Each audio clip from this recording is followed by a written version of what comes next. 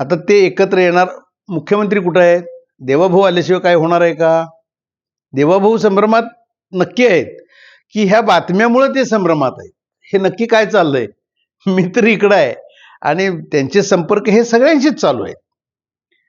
परंतु ह्या उलटसुलट बातम्या या सोशल मीडियामध्ये येत राहणार.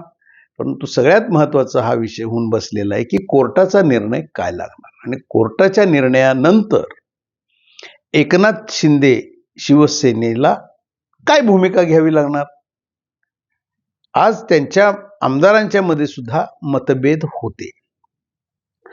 काय करावं? मधल्या काळात सुद्धा भारतीय जनता पक्षामध्ये जर का शिवसेना विलीन केली तर शेवटी तर का विना एकनाथ शिंदेना मुख्यमंत्रीपद हे दिलं जाईल. अर्थात ते कास्टिझम, मराठा बेसवर आपण त्यांना ते देऊया, कारण पुढच्या इलेक्शनला मराठा मुख्यमंत्री असला तर जास्त फायदा आहे, अशा चर्चा दिल्लीत झालेल्या आहेत.